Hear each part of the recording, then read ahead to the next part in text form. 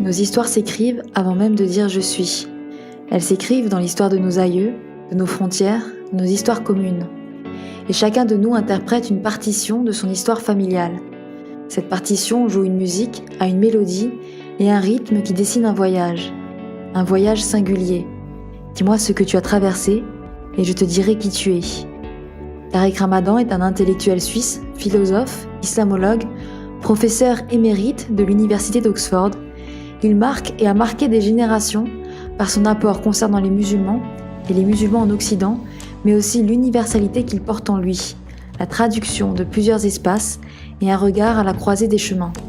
Il est aussi un père, un époux, un frère, un fils, un homme et une destinée que nous avons voulu découvrir et faire découvrir à travers des échanges au cœur de l'ambiance intimiste qu'offrent les entretiens psychologiques. Les histoires vraies ne s'achèvent pas, elles se continuent à l'infini. L'histoire de Tariq Ramadan commence en 1962 à Genève. Cette histoire, nous allons vous la raconter. Tariq Ramadan, bonjour. Nous avons imaginé cet entretien, nous avons pensé cet entretien sur le fil de votre vie pour mieux comprendre votre histoire, pour mieux comprendre vos cheminements. Et nous l'avons pensé comme une biographie vivante, une biographie qui commence le jour de votre naissance en 1962. Quel est le premier souvenir que vous avez de votre vie ? Bonjour et merci de cette initiative. C'est un peu flou, je dirais. C'est une question qui est à la fois troublante et un peu difficile parce que, en fait, j'ai pas de souvenirs qui soient spécifiques et je sais même pas si les souvenirs qui me restent ou les souvenirs que j'ai aujourd'hui sont issus de photos que j'ai vues par la suite ou sont véritablement issus de ce que j'ai vécu. Les premières choses qui me viennent, c'est à Genève, dans un quartier dans lequel on a vécu jusqu'à ce que j'ai l'âge de 6 ans, de 62 à 68 au Paquis, et j'ai le souvenir de la présence de mon oncle paternel qui était présent quand mes parents n'étaient pas là, et on jouait dans le parc et même au niveau de l'appartement. En fait, le premier souvenir fort qui me vient de cette époque-là, c'est une bêtise que j'avais faite et qui m'avait fait escalader la barrière de mon lit d'enfant de façon extrêmement rapide, tellement j'avais peur. Donc les premiers souvenirs sont des souvenirs un peu particuliers. Quelle était la bêtise qui vous avait fait escalader ? Pas de souvenir, mais je sais que mon oncle me courait après. Vous êtes le cadet d'une fratrie de 6 enfants. De quelle ambiance était faite votre enfance dans cette fratrie, dans cette famille ? C'est un peu particulier aussi parce que entre l'aîné, qui est mon frère Aymen, et moi qui suis le dernier il y a 10 ans, et puis il y a une sorte de coupure en fait, c'est-à-dire que en plus on a un parcours particulier. Les 2 premiers sont nés en Égypte, le 3e et la 4e sont nés en Syrie à Damas, et les 2 derniers à Genève. Et en plus, entre l'avant-dernier et moi, il y a 3 ans. Et donc, j'ai des souvenirs de relations fraternelles ou de tensions même fraternelles ou de réalité familiale, beaucoup plus avec l'avant-dernier, c'est-à-dire mon frère Hani qui me précède, ma sœur et puis mon frère Yasser. J'ai beaucoup moins de souvenirs du point de vue de la famille avec les aînés. Et puis, ce qu'il y a aussi dans la famille qui a été une réalité depuis dans mon enfance, dans les années 60 et les années 70, c'est beaucoup de voyages de mes parents, beaucoup d'absences, beaucoup... En fait, je suis né à une période de la vie de mes parents où c'était difficile. C'était extrêmement difficile. C'est-à-dire que je suis né après l'exil, je suis né dans la souffrance de ne pas pouvoir rentrer, dans la difficulté financière, dans la difficulté des papiers, c'est-à-dire qu'on n'avait pas de passeport, à un moment donné on était apatride. Donc les années 60 ont été des années qui ont amené la difficulté financière politique avec un vrai défi pour nous de savoir où nous situer, parce que moi j'ai eu des parents qui avaient le corps à Genève, le cœur complètement ailleurs, et les relations humaines dans un autre univers. Les relations de mon père était essentiellement anglophone, asiatique, international, beaucoup plus que suisse ou genevoise.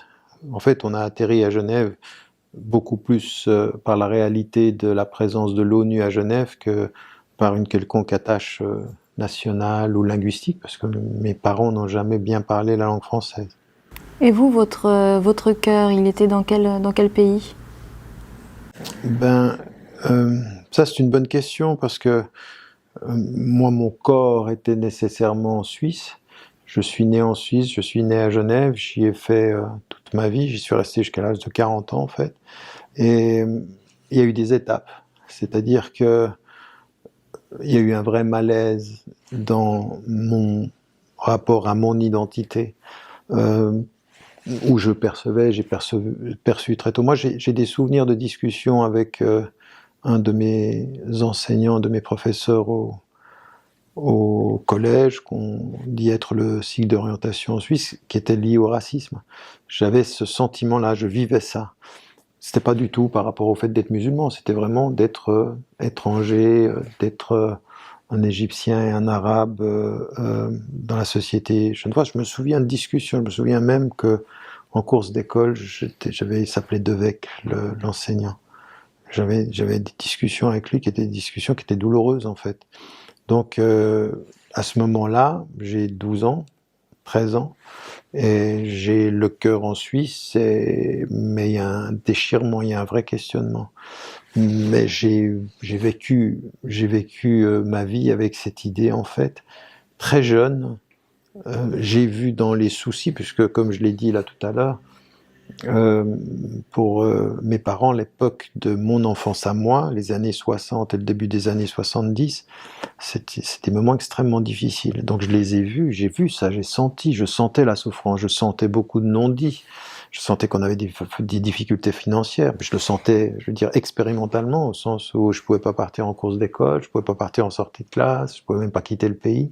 Donc on avait des vrais problèmes financiers. C'était vraiment, et puis beaucoup de silence, parce qu'ils voulaient me protéger de ça, moi qui étais le dernier, mais je voyais la souffrance, et puis donc mon corps était là, mon cœur il savait pas très bien où il était, mais dans le récit familial, notre histoire elle était en Égypte.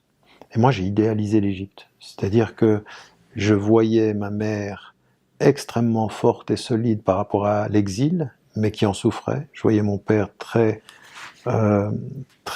déchiré par cet exil-là, et je voyais l'Égypte comme étant, je veux dire, la source de leur combat et la finalité de ma trajectoire à moi. C'est-à-dire qu'à un moment donné, je pensais que j'allais y retourner. Il ne faisait même pas de doute. En fait, jusqu'à l'âge de, je crois, de 22 ans, il n'y avait pas de doute qu'un jour j'y retournerai en Égypte, je retournerai à mes racines.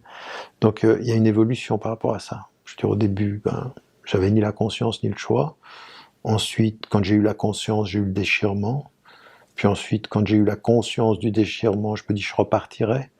Puis à un moment donné, je me suis rendu compte, après être parti et avoir vu ce que c'était que l'Égypte, bien plus tard, que l'Égypte, c'était pas ma source, c'était une image. Parce qu'elle m'a beaucoup déçu quand j'y suis retourné.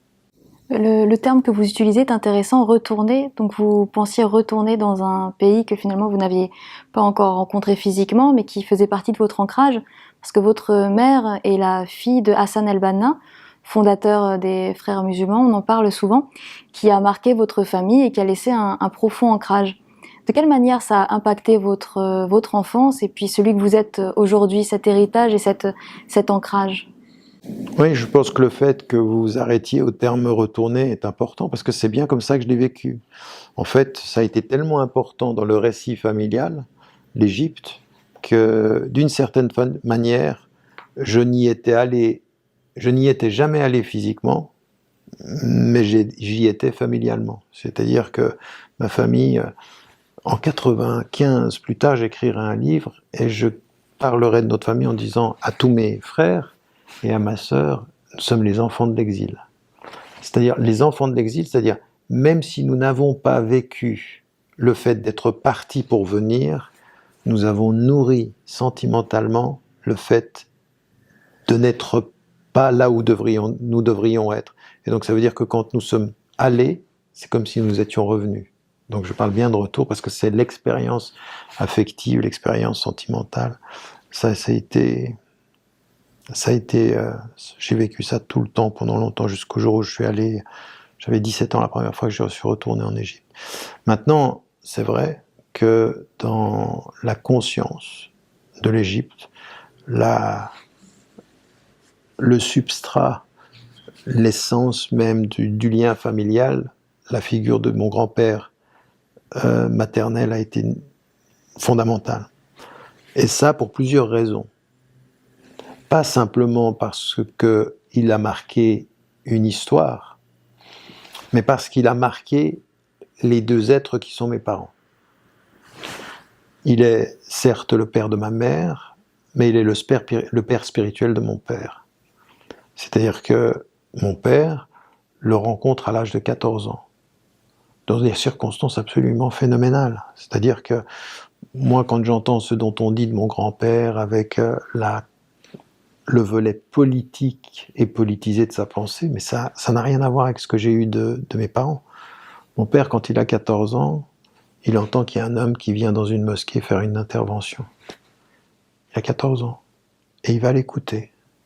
Et il est tellement pris par le discours de ce qu'il entend, qu'il entend que cet homme va faire une conférence dans une autre mosquée. Donc il le suit. Une deuxième fois. Et dans la deuxième mosquée, on lui dit, mais il part dans une autre. Et il en a fait 4. Il l'a suivi 4 fois. Et il faut savoir que quand il intervenait, les mosquées étaient pleines. Pleines tout le temps. Et lors de la 4e fois, donc c'est mon père qui le dit, celui qui va reconnaître dans cet homme son maître spirituel et qui épousera sa fille quand lui sera mort, eh bien, la 4e fois, il va dans la mosquée, il l'a suivi, et il lui fait comme ça. Il l'appelle. Et lui, il était tout jeune. Donc ce qu'il faut savoir aussi, c'est que quand il a 14 ans, nous sommes en 40.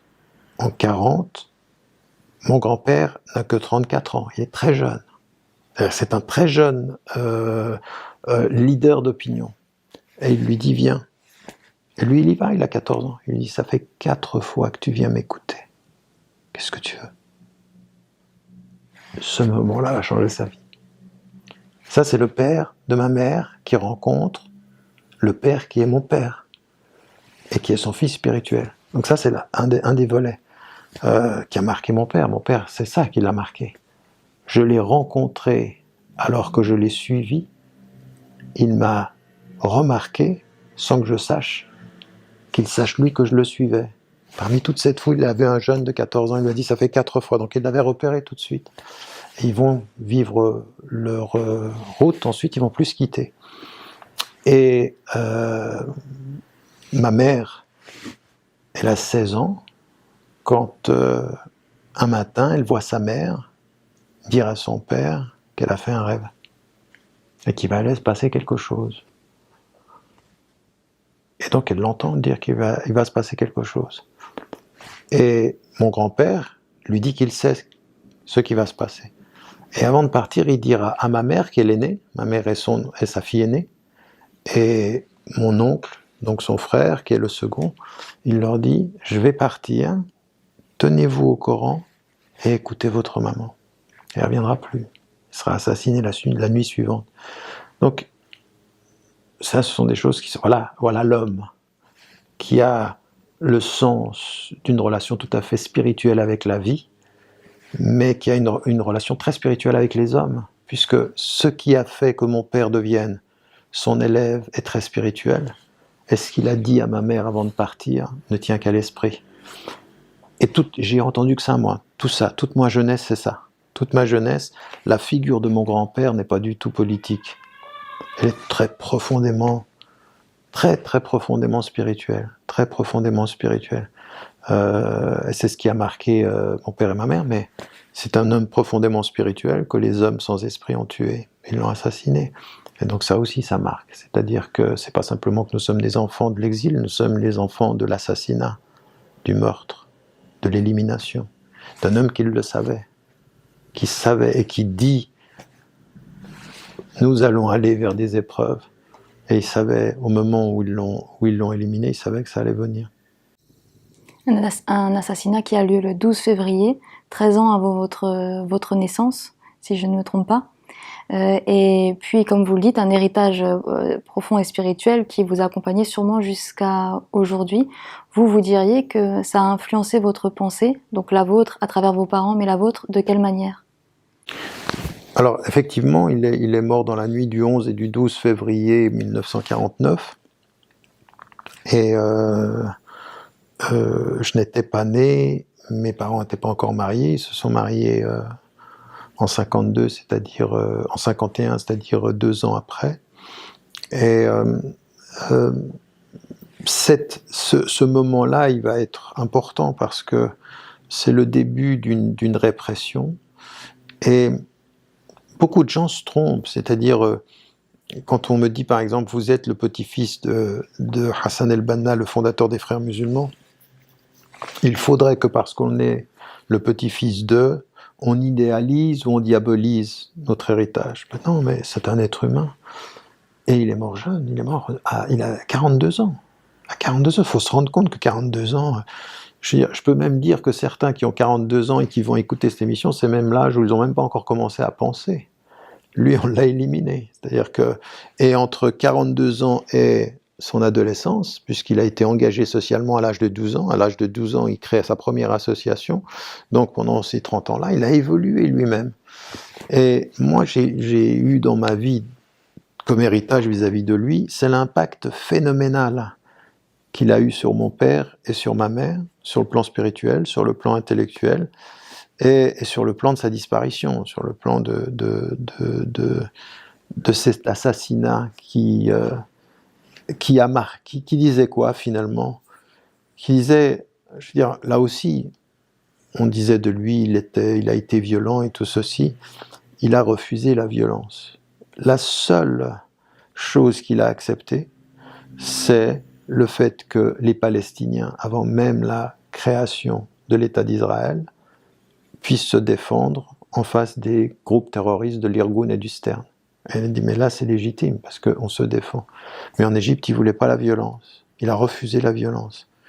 Et ça, par exemple, un truc qui est important. Moi, plus tard, c'est revenu à la mémoire de ma mère.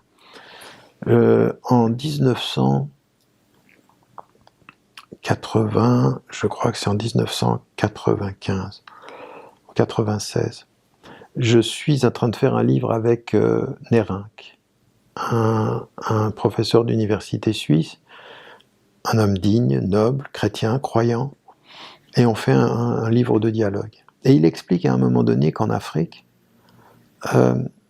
il est en Afrique et on lui annonce qu'il y a des tribus qui vont venir l'éliminer. Lui, il est avec sa femme. Et à un moment donné, on lui dit, il se dit, je dois protéger ma femme et ma famille. Donc il va prendre le fusil, et il se dit, s'ils viennent, je vais les défendre. Et il va prendre le fusil. Puis il se retrouve devant chez lui, puis après il réfléchit, puis il dit non. Il va reposer le fusil. Il m'a dit non, je ne vais pas tuer. Autant que ma femme et moi, nous mourrons, plutôt que de tuer. Et donc il fait la décision éthique de ne pas prendre son fusil et de se dire, on se laissera mourir, on ne se défendra pas. Quand ma mère lit ça dans son livre, elle a tout à coup un moment d'émotion comme ceci, puis des larmes lui viennent. Puis elle me dit, mais tu sais, j'avais 16 ans quand mon père, donc mon grand-père, allait partir, allait sortir. Et comme tous les responsables d'organisation à cette époque en Égypte, ils avaient le droit à un pistolet pour assurer leur sécurité. Et lui, il l'avait mis dans le tiroir à côté du lit, elle l'avait vu. Quand elle a entendu sa mère dire qu'il était en danger, elle est vite allée chercher le pistolet. Elle, à 15 ans et demi, pour le lui donner pour qu'il se défende. Et elle le lui donne. Lui, il sait qu'il va mourir. Elle lui donne le pistolet pour se défendre si jamais quelque chose arrivait. Et il lui dit non, va poser ce pistolet.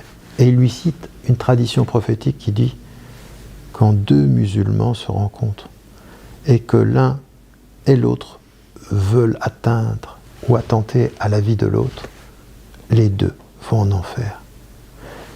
Et le compagnon du prophète de dire, mais pourquoi est-ce que les deux iraient en enfer? Parce qu'il y a celui qui a tué, puis celui qui a été tué avait l'intention de tuer. Et donc tu prends ce pistolet, tu le laisses là-bas. En d'autres termes, il aurait pu avoir un pistolet puis tirer sur ceux qui les tuaient. Et il a préféré ne pas le faire. C'est le degré de non-violence qu'il y avait. Et ma mère me rappelle cette histoire parce qu'elle m'est rapportée à moi par un penseur chrétien qui fait un dialogue avec moi. Puis elle dit, mais c'est ce qu'il a dit, c'est ce que m'a dit mon grand-père. Mon père me l'a dit, ton grand-père. Et donc c'est ça, moi, qui me revient. Je veux dire, j'ai une transmission qui dit « priez beaucoup la nuit ». Il ne voulait pas de violence. Il était ouvert d'esprit. En plus tard, j'ai appris à lire et à le connaître mieux par la lecture. Tout ce qu'il n'y a pas, parce que, en fait, beaucoup de gens ne le connaissent pas, parce qu'on n'a que 5% de ses œuvres. Il a très peu écrit, mais avec tout ce qu'il a produit, qui n'est pas énorme par rapport à ce qu'il a fait, 5% peut-être sont en anglais ou en langue européenne. Il n'y a rien. On ne l'a jamais traduit. En fait, ceux qui ont traduit ou voulu parler de lui ont traduit ce que certains de ses élèves ont dit. Et c'est souvent ce qu'on fait. Quand on veut trahir la pensée du fondateur, on traduit la pensée de ceux qui l'ont parfois mal compris. Exprès pour déformer sa pensée. C'est ce qui m'arrive même à moi aujourd'hui. Maintenant, c'est moi qui suis grand-père et je vois des gens qui disent des choses que je n'ai jamais dites, que je n'ai même pas pensées, ou qui vont dire, mais il y a un tel qui a dit ça, et donc s'il a dit ça et qu'il a été formé par Tariq Ramadan, c'est donc sans doute que Tariq Ramadan l'a pensé. Je ne l'ai ni pensé, ni enseigné, et donc parfois, ceux qui ont été formés par mon grand-père ont mal traduit sa pensée. Tout ça pour dire que ce qui me vient comme héritage, c'est tout ça. C'est une profonde spiritualité. Et puis, il y a une autre chose que je ne peux pas ne pas dire. C'est, je n'idéalise pas mon grand-père. Je le mets dans son contexte. Et quand il a 42 ans, j'en ai maintenant pratiquement 18 de plus. Je suis plus âgé aujourd'hui que mon grand-père quand il a été tué. Et donc je relativise, je mets les choses dans son contexte, je n'idéalise personne. Mais je sais reconnaître les qualités d'un homme. Et les qualités d'un homme qui a une profonde spiritualité et qui prie la nuit quand les gens dorment. Et puis qui, quand il se lève le jour, dit aux Anglais, vous n'êtes pas chez vous ici. Et si vous ne partez pas, le peuple se lèvera. Ben oui, j'ai un respect pour cet homme-là. Quoi qu'on dise, et les Anglais et les Français, que les colonisateurs diabolisent ceux qui leur ont résisté en nous disant que les bons, ce sont ceux qui se sont pliés, ça c'est leur travail. C'est l'histoire écrite par les puissants. Mais l'histoire écrite par ceux qui leur ont résisté, c'est de dire « Je suis fier d'être le petit-fils d'un homme qui a dit aux Anglais « Nous n'utiliserons pas d'armes, mais nous ne vous laisserons pas voler et nos terres, et nos richesses, et notre mémoire, et notre culture, et notre langue. » Ça, c'est le début de ma dignité. Maintenant, est-ce que je suis d'accord avec toutes ces réponses? Non. Mais je suis d'accord avec ces refus. Donc le début de votre dignité qui commence dans un arbre généalogique et symbolique finalement qui puise ses racines profondément. Et comme dans psychologie, on parle aussi de la manière dont les traumas peuvent descendre, comment ça peut impacter une vie. Vous le dites, les enfants de l'exil, puis cet assassinat. Psychologiquement parlant, est-ce que vous pensez que ça a eu un impact sur vous, votre fratrie, votre manière à cette famille de grandir ensemble? Ah oui, bien sûr, bien sûr. Bien sûr. C'est-à-dire que dans le regard que maintenant je peux porter sur ce que je voyais de ma maman, déjà rien que de ma maman, pour parler de ce qui était naturel et au quotidien, je veux dire, elle n'a jamais été chez elle, là où la naissance a fait que c'était chez moi. Jamais.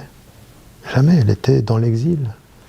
Elle n'a jamais la langue. Vous savez, quand vous voyez qu'à un moment donné, votre incapacité à prendre la langue dit votre incapacité à résoudre la blessure, c'est ça qui est important. C'est pas parce qu'elle ne savait pas qu'elle avait l'incapacité de parler le français qu'elle ne l'a jamais vraiment bien parlé, mais la blessure de l'exil était plus forte que la facilité de l'apprentissage d'une langue. Et ça, c'est important. Ça, je l'ai vu dans maman. J'ai vu sa douleur. J'ai vu sa... Voilà. Vous me demandiez tout à l'heure quel était le plus grand, un de mes souvenirs d'enfant. Ben, il y en a un qui me revient que j'avais oublié. C'est le moment où ma maman, où moi je suis enfant, ou le moment où ma maman apprend la mort de sa maman. Je la vois pleurer et qui ne peut pas rentrer en Égypte. C'est-à-dire que le dictateur, c'est-à-dire que l'exil, c'est-à-dire que y a des gens aujourd'hui qui ne peuvent pas enterrer leur mort à cause d'une maladie qui se répand à travers la planète et qu'on ne peut pas. Et c'est difficile. Là, je viens d'entendre quelqu'un qui disait « mais je veux aller enterrer mon père et je ne peux pas. Ça va être difficile. » Et ben, tout à coup, je vois ma maman. Je la vois maintenant comme ça dans le salon et je la vois pleurer, qui vient d'entendre que sa maman était morte et qu'elle n'a pas pu la voir. Parce que ma mère, elle l'a quittée, elle avait 18 ans, quand elle a dû quitter le pays. Elle est partie jeune. Donc ça marque. Évidemment que ça marque. Évidemment qu'ils ont toujours eu le corps quelque part et le cœur ailleurs. Oui, ça, je l'ai senti tout de suite. Je l'ai senti dans mon père, dans sa tristesse, dans sa solitude, dans la difficulté que ma mère avait de vivre. C'était pas chez eux, quoi. C'était pas chez eux. On était à Genève, mais Genève, ils connaissaient pas. En fait, ça les intéressait pas. Ça ne les intéressait pas. Ils étaient là par procuration pour une lutte qui se passait là-bas. Et donc ça nous a été transmis. Et c'est pour ça que toute ma vie, jusqu'à l'âge de 22 ans, j'ai une représentation de l'Égypte qui est de dire ce qui est de leur blessure sera ma solution, c'est-à-dire retourner. Jusqu'au moment où je me rends compte, à l'âge de 22 ans, que la blessure des parents, c'est pas le remède des enfants. On peut pas vivre comme ça. L'histoire, elle fait autre chose. Ce qui les a blessés, ce qui a été leur souffrance, elle n'est pas résolue, elle n'est pas le remède que je retrouverai. Il faudra que je trouve mon propre remède, parce que mon histoire est différente. Mais les deux, nous sommes blessés par ça. Et ça, c'est vrai. Donc, il y a cet exil-là, il y a la mort, il y a le fait il y a quelque chose d'extrêmement violent dans ma famille. C'est-à-dire que mon grand-père meurt, mais 80% de tous ceux qui sont la première génération qui l'entourent font de la prison. Pour certains, ils font de la prison, ils sont torturés. Pour d'autres, ils font de la prison, ils en sont définitivement marqués. Quand je retourne en Égypte et que j'ai 17 ans, en 78, quand je retourne en prison et que je vois ceux qui sont sortis de prison, de ma famille, de ce que ça a provoqué, tout ça, c'est pas en fait c'est pas quelque chose dont on pourrait dire c'est un traumatisme qui passe de génération en génération. C'est pas ça du tout. Il y a ça, mais c'est plus qu'un traumatisme. C'est pas quelque chose qui passe par l'inconscient, mais c'est un vêtement conscient. On est conscient, c'est-à-dire que c'est un vêtement qu'on se passe. C'est quelque chose qui nous habille et qui va même être une lunette qu'on a sur le monde. C'est-à-dire la lunette de se dire on ne peut pas être avec Dieu et résister à l'injustice sans souffrir parce que des gens vont mourir, parce que des gens vont être torturés, parce que des gens vont être en exil, parce qu'il faut se séparer. Donc il y a cet élément-là qui nous constitue, moi qui m'a constitué tout le temps. Et Dieu sait si j'étais pas exposé. Je suis le dernier, moi. Je veux dire, quand j'arrive en 62, on est quand même déjà loin de l'expérience de l'exil. Ça fait déjà 8 ans qu'ils sont partis. Pour que moi, je commence à prendre conscience, pratiquement 10 ans plus tard, en 72, la distance, elle est longue. La distance, elle est longue, mais la blessure est profonde. Et donc, c'est resté, oui, bien sûr. Et je dirais que ça m'a toujours façonné. Je sais que mon rapport au monde a été nourri par ça, oui. Cette espèce de détachement que je peux avoir parfois par rapport aux choses. Et dans cette ambiance d'exil, dans cette ambiance, comme je le disais tout à l'heure, familiale, quelles étaient les émotions du petit garçon que vous étiez ?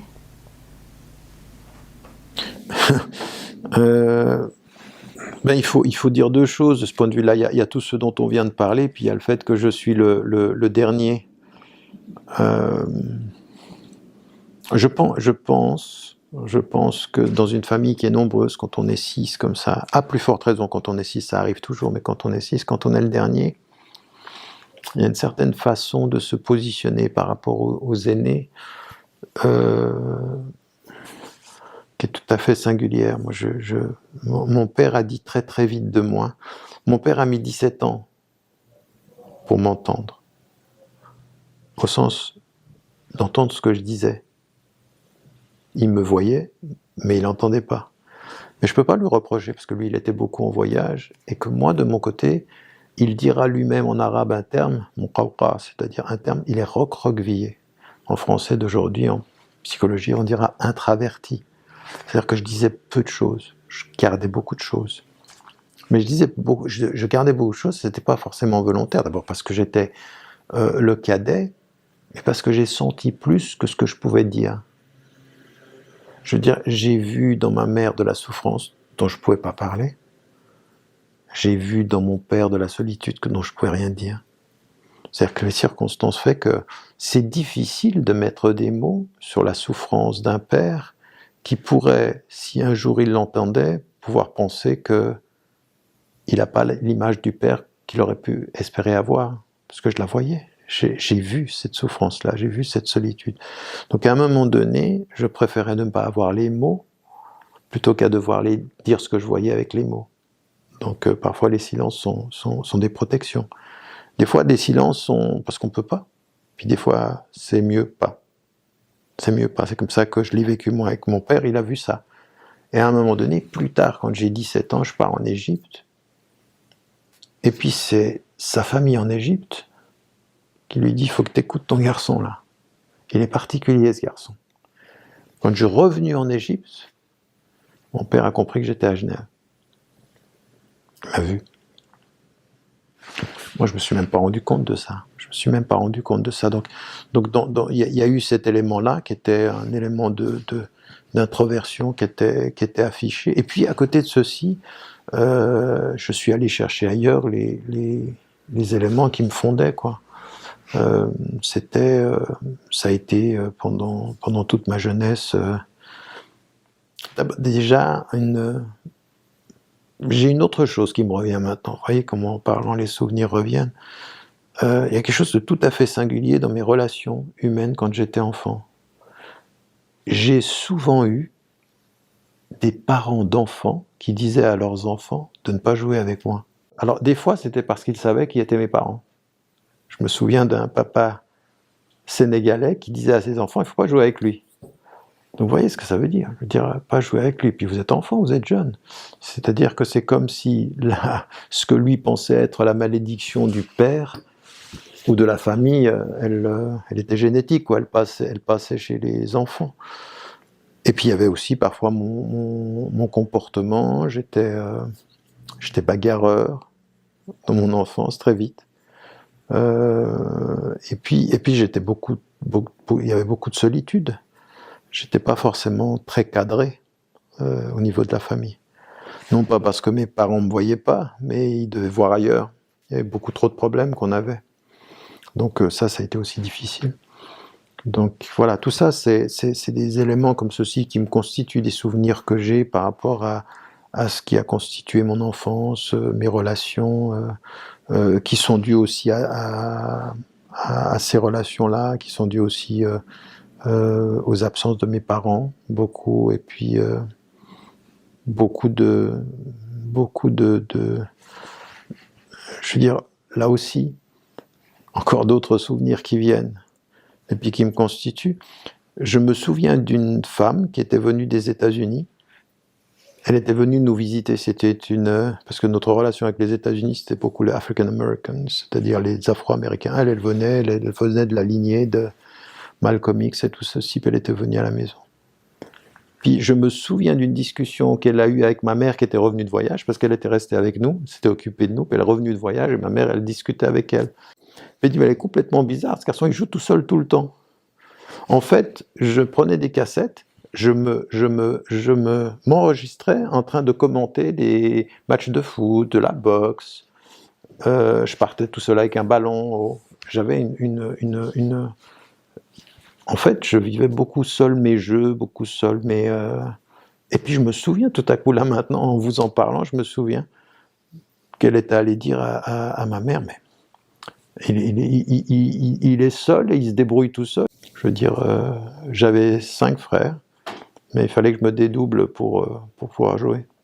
Et quand vous vous souvenez de ces souvenirs, vous avez l'impression qu'il y avait un petit garçon qui se débrouillait avec son environnement, ou de la tristesse finalement et une espèce de lutte par rapport à ces questions de...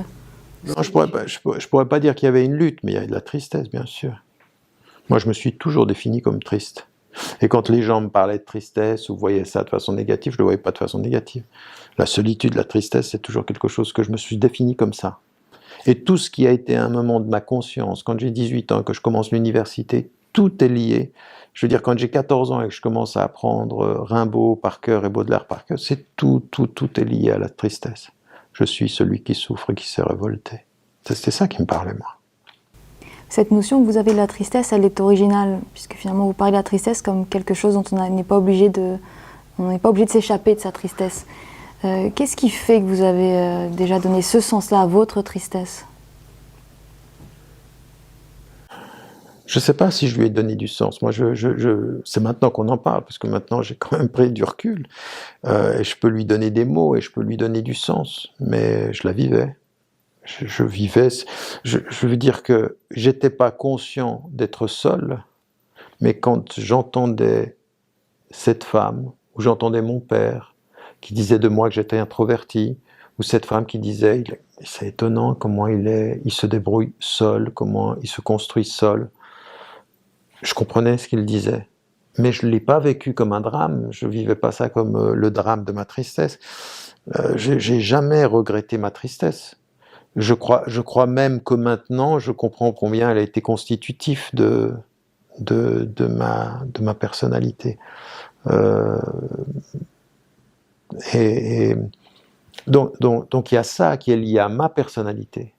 Et puis c'est une certitude aussi, il y a quelque chose qui a traversé dans la famille le sens de grandes difficultés. Je veux dire, on a tous vu la douleur et la souffrance de ma mère, de mon père, le déracinement, au sens littéral, c'est-à-dire prendre l'arbre et l'arracher de ses racines, et pas simplement l'arracher, c'est qu'en même temps, tous ceux qui avaient leurs racines là-bas et qui vivaient encore, ont vécu la souffrance, le harcèlement, la torture.